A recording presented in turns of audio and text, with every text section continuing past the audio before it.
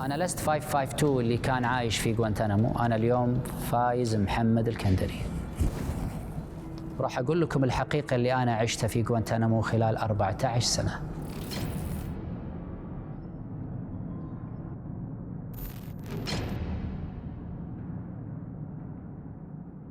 الحكومة الكويتية تكفلت بدفع أموال للمحامين الأمريكان المدنيين في المحاكم المدنية. في سنة 2008 تم إدراج اسمي مع ثلة قليلة جدا من المعتقلين ضمن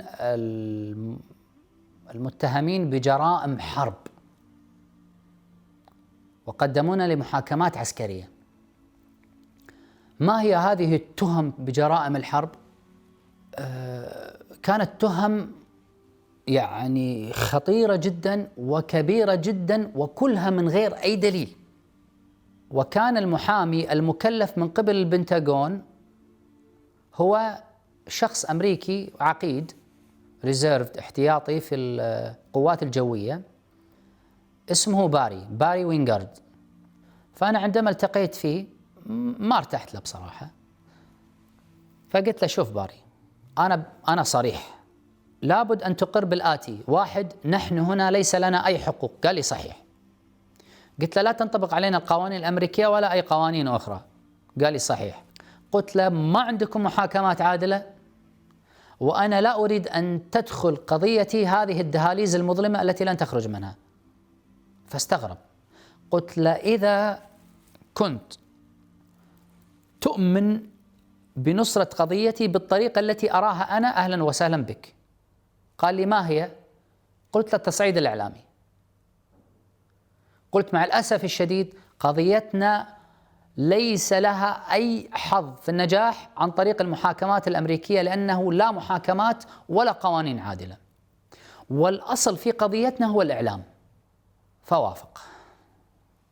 قلت له شوف، الولايات المتحدة الأمريكية محيط، المحامي المدني يريد أن يصنع زوبعة في هذا المحيط. هذه الزوبعة ليس لها أي أثر. الأصل في الشعب الأمريكي أنه لا يبالي، لكن أنا أريد أن أصعد إعلاميا عند أهلي وناسي وبلدي. أريد أن تسلط الأضواء على قضيتي في بلدي أنا، لأن بلدي فنجان قهوة، فتستطيع بأي حركة أن تصنع شيئا، ومن خلال بلدي وأهلي وناسي نستطيع أن نقوم بشيء تجاه الولايات المتحدة الأمريكية.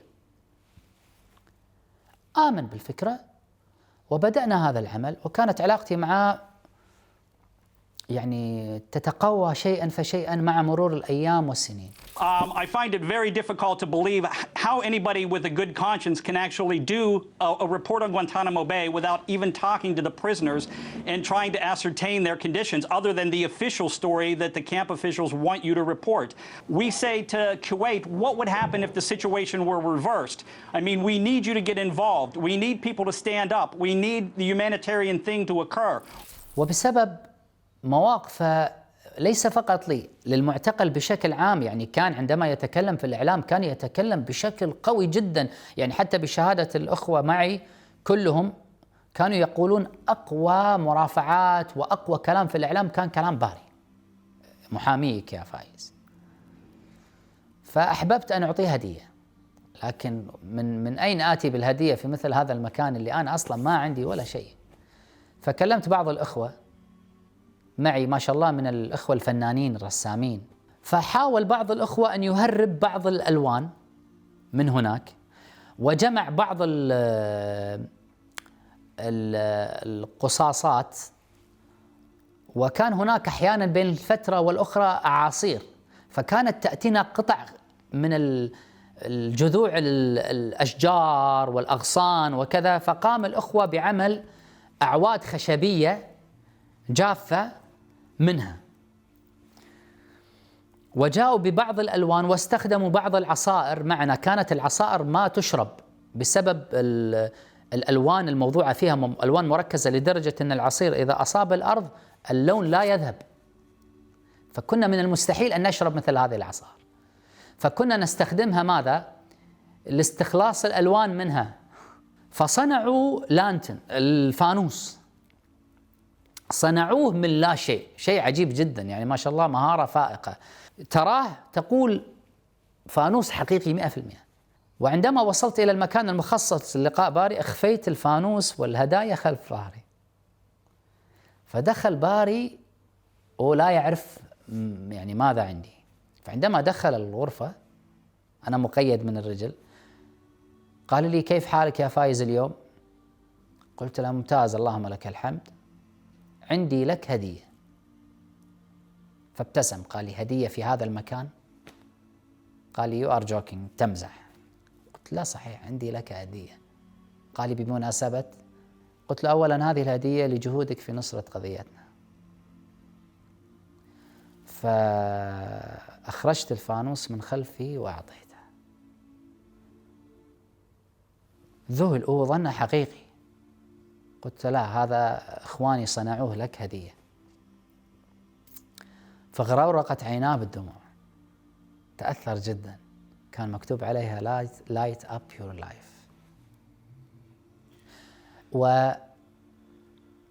ومع الاتصال معه في مرة من المرات بالفيس تايم، فقال لي: فايز، أريد أن أريك شيء. أنا الآن جالس في مكتبي. فأزاح الكاميرا قليلا، وإذا بالفانوس والحرم المجسم يحتفظ بها في مكتبه.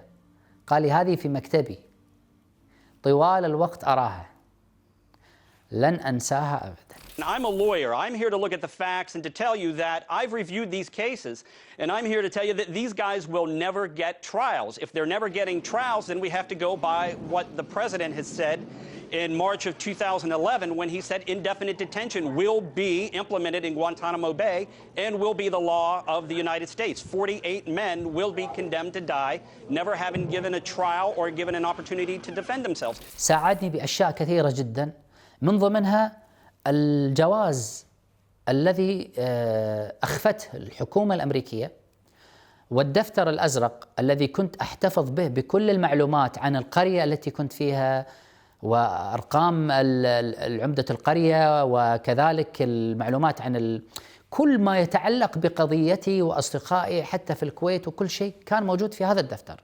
هذا الدفتر وهذا الجواز تم إخفاؤه عن طريق الولايات المتحدة الأمريكية. هو تعنى وتجشم عناء السفر إلى أفغانستان، وذهب إلى القاعدة الأمريكية هناك وأخذ يبحث عنهما حتى وجدهما بعد تقريبا 2-3 سنوات. وكانت هذه من الأدلة التي تؤيد براءتي، وأن هذه التهم التي قيلت عني كلها هراء. فتفاجأت الإدارة الأمريكية بهذه المعلومات الجديدة وبهذا الاكتشاف الجديد من باري، وبأن الاتهامات التي ذكرت بأنني سافرت إلى أفغانستان في اليوم الفلاني وكذا، هذا كله موجود في الجواز، وطلع كذب في كذب. وتم اتهامي بأني ذهبت إلى المكان الفلاني والبلد الفلاني وكذا في الجواز، كذب في كذب. فأسقطوا التهم عني في المحاكم العسكرية. تم إسقاط التهم عني، وتم إدراجي في الانdefinite detention، يعني لا محاكمات ولا شيء. فكانت علاقتي مع باري تتقوى شيئا فشيئا بعد هذه المواقف. وكان حقيقة حتى والدته التي كان عمرها فوق 60 سنة كانت تخرج في اعتصامات أمام البيت الأبيض للتنديد بغوانتنامو. والدة المحامي باري وينجرد كان محامي فايز. فكنت أنا أكتب تغريدات في تويتر، فأشوف في إنجليزية ترتوتها، أمريكية عفوا، ترتوت لي هذه التغريدات. فدخلت على بالعربي وأمريكية هي اللي ترتوت، فدخلت على الصورة، كبرت الصورة ولا صورة عجوز ومطر لابس المطرية وأمام البيت الأبيض رافعة لوحة عن غوانتنامو. فراسلتها، كتبت لها: أنا بس عندي سؤال، أنا شفت الصورة كذا كذا وشفتك مرتوت التغريدات وهي في العربي، هل أنت تعرفين عربي؟ فردت علي قالت لي إن أنا أترجمها في تويتر، تترجم لهذا. فكنت أقرأ وأرتوت لهذا.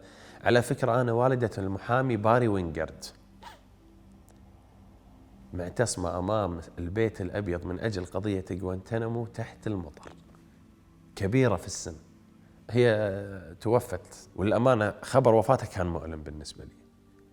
يعني كنت أراسلها في الخاص، كانت والله العظيم قالت لي كلمة، قالت أنا بسأل سؤال: كيف الشعب الكويتي يسكت عن معتقلين له من دون محاكمة؟ كان الوقت 12 سنة أو 13 سنة.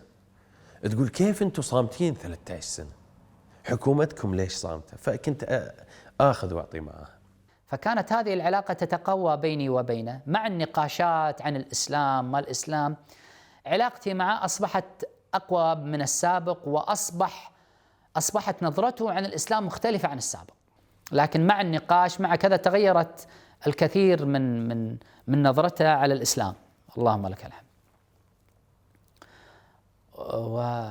وحتى بعد إطلاق سراحي كان يحاول التواصل معي، وتواصلنا في أكثر من مرة، وكلمني في الهاتف أكثر من مرة، يبدي لي فرحه وسروره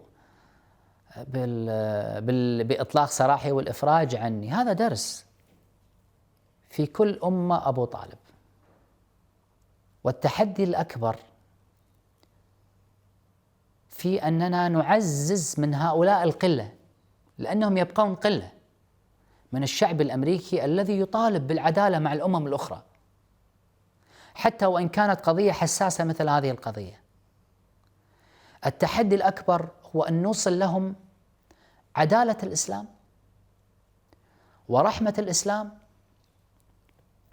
ونعزز هؤلاء وندعم هذا التيار في الأمم الأخرى.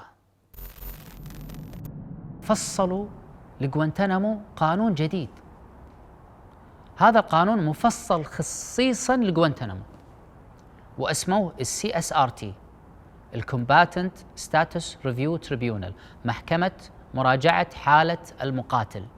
لكن هل هي محكمة؟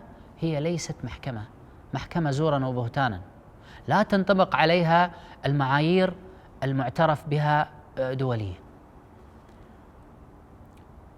ظهر زيف هذه المحكمة بعد سنة أو سنتين تقريبا، فأنشأوا لعبة جديدة وقانون جديد مفصل خصيصا لغوانتنامو، وأسموه ARP اللي هو Administrative Review Board، مجلس المراجعة الإدارية. كذلك هذه لعب بالألفاظ، فأنشأوا بعدها بعد ما اكتشف الإعلام زيفة وأن ما تنطبق عليها أي معايير معترف بها، فأنشأوا شيء جديد اللي هو Periodic Review Board، مجلس المراجعة الدورية. لاحظ أنها مجرد تلاعب بالألفاظ. على الحقيقة الحكومة والمخابرات البريطانية شاركوا في التحقيق، وشاركوا من وراء، يعني ليس علنيا، في التعذيب حتى. أنا لما رجعت من غوانتنامو رفعت قضية على المخابرات البريطانية، وفزت مع مجموعة من السجناء اللي كان في غوانتنامو. لكن لا شك في ذلك أنهم عرفوا أنني جنسيتي بريطاني، لكن هو اللي معروف أن 40 جنسية موجودين كان موجودين في غوانتنامو إلا الجنسية الأمريكية، يعني ما في شخص أمريكي دخل سجن غوانتنامو.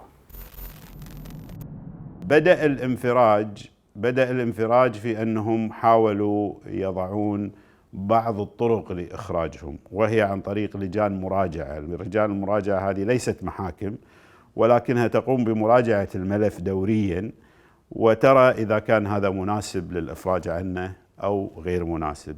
وكان طبعا هذا ترتب عليه أيضا وجود محامين ويعني اللي أعرف جيدا أن الحكومة وبدعم من صاحب السمو كانوا داعمين بشكل كبير لتوفير كافة الترتيبات المالية، وكان اللي يقوم بهذا التنسيق بشكل كامل. لا علم الحقيقة لي لدي عن التفاصيل، بس اللي كان يقوم بهالموضوع هذا أكثر خالد العودة. ويعني أنا أظن لولا هو يمكن المسائل كانت تأخذ مجرى آخر. الPRB Periodic Review Board، هذا المجلس تم انتقاء شريحة صغيرة من معتقلي غوانتنامو في آخر الأيام، وتدار لهم هذه الجلسة وتعقد عن طريق دائرة تلفزيونية مغلقة بين غوانتنامو وواشنطن دي سي، مكتب من المكاتب التابعة للبنتاغون. وكان تقريبا القاعة أنا كنت أشوفها في الشاشة الكبيرة يحضرها تقريبا 12 شخص أنا أراهم، غير الوكالات الأنباء اللي إحنا ما نراها. وكان موجود وقتها مستشار أوباما هو الذي يقود الجلسة، وموظفين رفيعي المستوى من وزارة الخارجية ومن الهوم أوفيس ومن الCIA، الFBI، الNSA. من ضمن الإجراءات كانت هي بداية اللجان المراجعة، وكانت إحدى لجان المراجعة الخاصة بفايز المرة الأولى اللي هي لم ننجح فيها، يعني المرة الثانية صار فيها يعني تغيير، لأن أيضا عندك طريقة محامين وطريقة كيفية الأسلوب اللي يفهمه صاحب القرار. هنا إحنا مسؤولين أمريكان ينظرون ويشاهدون ويقررون بناء على ملفات ولديهم أسئلة محددة. فأنا أكون مثلا موجود، وذهبت الحقيقة بطلب من المحامي إلى واشنطن على نفقتي الخاصة، يعني لا حد علاقة بالموضوع يعني. وبناء عليه ترتب الموعد وحضرت في هذه الجلسة. مسؤولين عسكريين موجودين في الغرفة، وفايز ومحامين موجودين في غوانتنامو، فإحنا نشوفهم عبر التلفزيون يعني. لكن قيل لنا بأنكم لا تشاهدونهم، لكن ما أعرف شو اللي حصل، خطأ أو كذا. لكن في نهاية الأمر كنت أشوف فايز يعني، وكان يعني بعدين فهمت أنه أبدأ بعض الملاحظات وتأثر من بعض الكلام اللي قلته، بس هذا كله عرفته بعدين. فمستشار أوباما قال لي: مستر فايز، ما رأيك، من ضمن الأسئلة الكثيرة اللي سألني إياها، ما رأيك بمن يقتل الأبرياء بالسكين؟ فأنا قلت له: إسلامنا حرم قتل الأبرياء بشكل عام. قتل الأبرياء إرهاب، سواء ذبحت هذا البريء بالسكين أو قصفته بكروز توماهوك. طبعا المستشار فهم الرسالة، من يملك كروز توماهوك إلا الولايات المتحدة الأمريكية. يعني نحن نؤمن بأن الإرهاب محرم وقتل الأبرياء محرم، لكن هم يريدونك أن تتكلم فقط على قسم معين من هذه التصرفات الخاطئة، ولا يريدونك أبدا أن تتكلم على تصرفاتهم هم. وهذا اللي أنا ما كنت أتحمله حقيقة. اللجنة تسألنا بدون ما نشوفها، تسألنا عبر الميكروفون، وكان تركيزهم بالدرجة الأولى على هل الإفراج عن فايز يؤدي إلى الإضرار بالمصالح الأمريكية ولا لا. هذا السؤال الرئيسي. فكان الدور اللي مفروض أتكلم فيه هو بأنه لن يحدث ذلك، وأن هناك أولا ضمانات كثيرة قدمتها الحكومة الكويتية لأجل الحفاظ على هذه المسألة، وأسس مركز تأهيل، وبغض النظر مدى فعاليته، لكن على كل هذه هي الطلبات. كل الطلبات اللي طلبتها أمريكا تم توفيرها. من ضمن الأسئلة الغريبة جدا كانوا يقولون لي: ما معنى الإسلام؟ ماذا يقصدون من سؤالهم عن الإسلام؟ هل أنا هنا لأني مسلم موجود في هذا المكان؟ المفروض أن تكون الأسئلة في قضية أنا متهم فيها، لكن في الحقيقة كان معظم الأسئلة حول الأفكار. ما رأيك بالإسلام؟ قلت لهم: الإسلام له عدة معاني، لكن كلها تؤول إلى معنى واحد، وهو السبمشن، الخضوع، الاستسلام، سرندر to God. إن أنا أستسلم وأخضع لله الخالق، وهذا الخضوع والاستسلام سيعطيني ويعطي الآخرين السلام. لذلك احنا تحيتنا السلام عليكم. فهذا السلام اللي هو البيس لن يكون إلا عندما نخضع لله. فهناك معاني مرتبطة مع بعضها، لكن الأصل submission to God. قالت لي هذه امرأة، قالت لي نعم اللي احنا نعرفه ان submission to God اللي هو الخضوع لله. لكن مستر فايز، هم لما يقولوا لك مستر فايز يعني هذا أمر ما يبشر بالخير. قالوا لي مستر فايز الخضوع submission أليس هذا معنى سيء أنك تخضع؟ ألا يعارض هذا المعنى الكرامة الإنسانية؟ قلت لها لا يوجد إنسان على وجه الأرض إلا وهو خاضع لقانون. حتى أنت على هذا الكرسي أنت خاضعة لقانون، أنت خاضعة لقانون أجبرك على المجيء من الساعة الفلانية إلى الساعة الفلانية. هذا القانون أجبرك على أن تلبسي ملابس معينة، وهي الملابس العسكرية مثلا، أو ملابس محددة، أو سلوك معين، أو عمل معين. حتى رئيس الولايات المتحدة الأمريكية هو خاضع لقانون، هو مجبر على التزامه. فمسألة الإجباء الخضوع لقانون لا يعارض على حسب هذا القانون. إن كان قانون ظالم فهنا نعم يعارض الكرامة الإنسانية، لكن إن كان الخضوع لخالق هذا الكون فالله هو الذي يستحق وحده أن نخضع له من قلوبنا. فقالت لي تبعا لهذا الجواب، قالت لي ولاؤك للدولة أو لله؟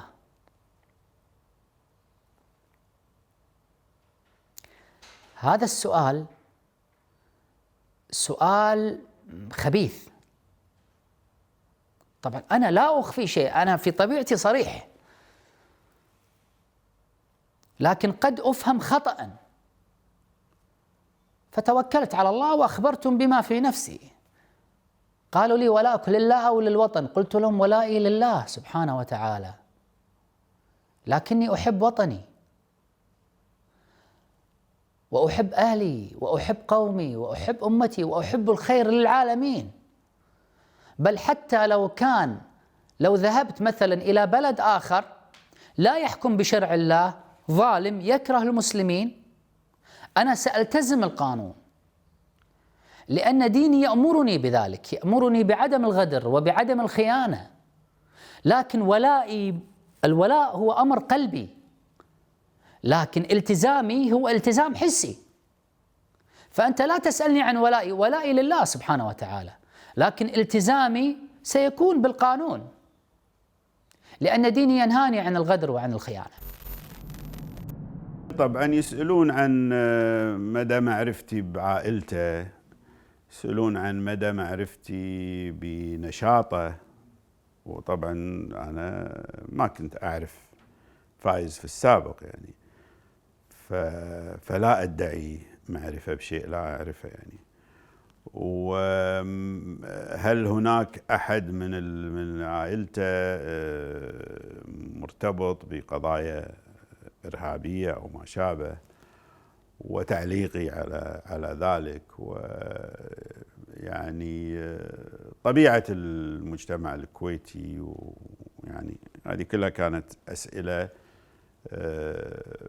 بس الأسئلة مو ذكية يعني ما في أسئلة ذكية، في أسئلة اللي احنا نسميها تكست بوك يعني من الكتاب يعني وهم لجنة عندهم مجموعة من التعليمات وكيف يتحركون.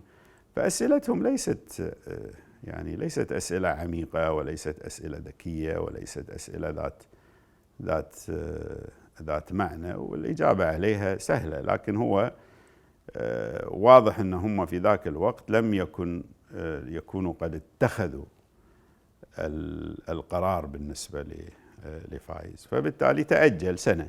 حقيقة كان البعض يسميه عناد، كانوا يقول لي فايز أنت عندك عناد. أنا ما كنت أراه عناد، أنا والله كنت أراه هذا كمال الإنسانية وكمال العدل، أن إحنا نقول الخطأ خطأ بغض النظر عن جنسه وعن لونه وعن، يعني لماذا نستخدم لذم طرف من الأطراف ونسكت عن الآخر؟ وهذا كان من أهم الأسباب اللي أبقتني آخر واحد، وأنا أعترف بذلك. أعترف أن كان هذا التصرف مني سبب رئيسي في بقائي آخر معتقل كويتي يخرج من غوانتنامو. لكني إلى الآن ما كنت، أنا مؤمن أن ما قلته لم يكن خطأ، وأسلوبي معهم ما كان خطأ. إلى الآن أنا أعتقد أن أنا مصيب في هذا الأمر، ليس عنادا، لكن أنا ما قلت شيء خطأ. كلمني الدكتور محمد طالب وقال عندي طلب. قلت له آمر.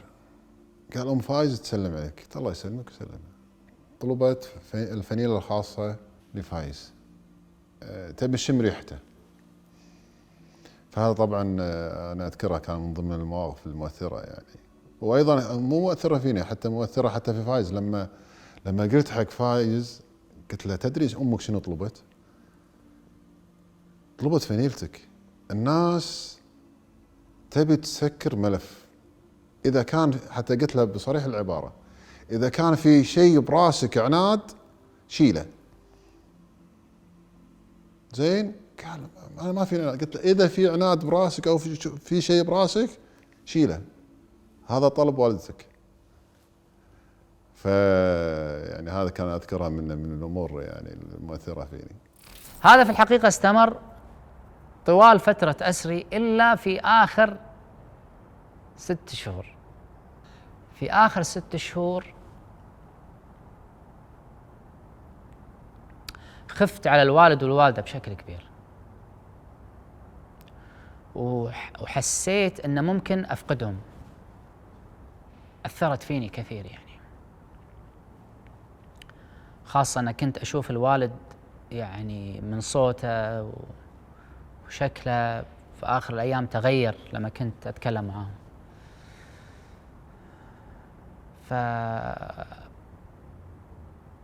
قلت إذا سألوني مثل هذه الأسئلة أنا لن أجيب. أنا إلى الآن مصر أن اللي قلته مو خطأ، لكن لازم أني أخفف من النبرة شوي. حتى الأمريكان في آخر جلسة لانوا، يعني بعد الله سبحانه وتعالى وفضله وكرمه علي، ثم التحرك الأمير جزاه الله خير، نسأل الله سبحانه وتعالى أن يملأ قلبه إيمانا وهداية.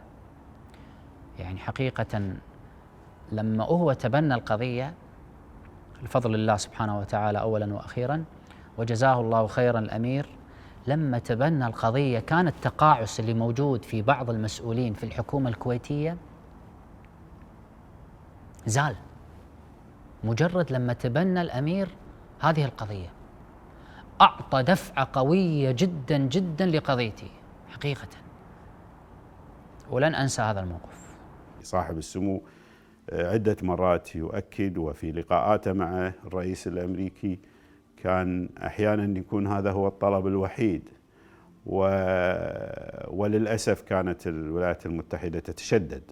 والله أنا تعلمت درس من هذه التجربة، أن دائما السفينة توصل لبر الأمان وهي ربحانة مو خسرانة لما يكون ربانها قوي وذكي وعارف يقود، وفعلا هو قائد، اللي هو الشيخ الله يحفظه سمو الشيخ الأمير شيخ صباح الأحمد، لأنه كان هو له دور كبير في هذا التحرك.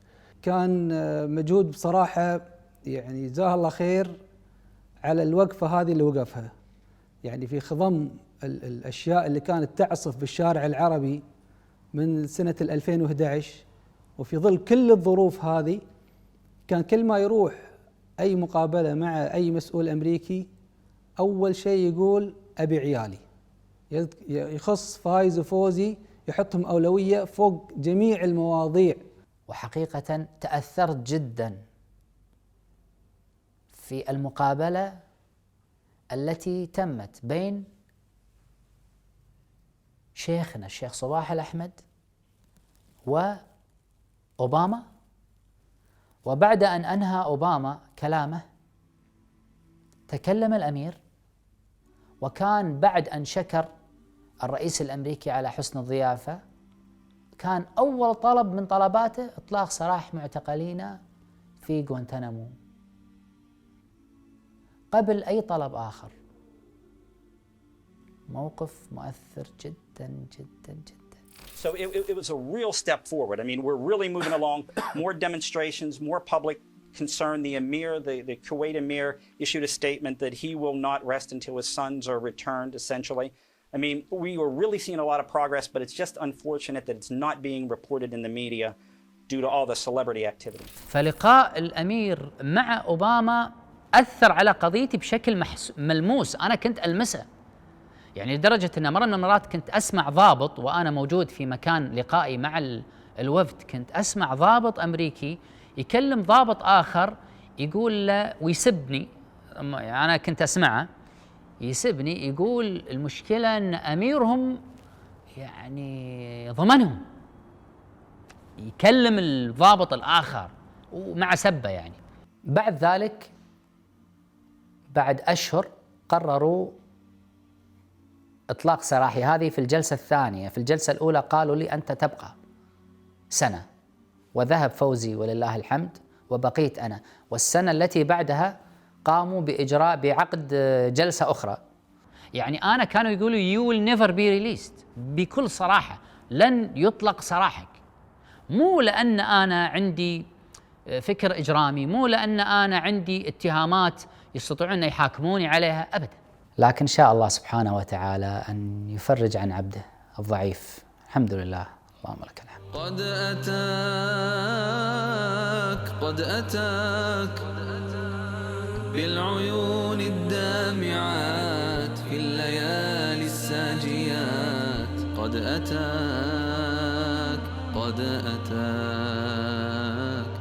روعة الجمال، هيبة الجلال، أن يراك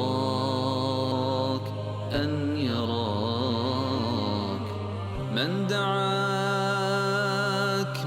دعاك جاءت البشرى إليه بالعطايا في يديه. جاءت البشرى إليه بالعطايا في يديه. من دعاك نظرة النعيم، منحة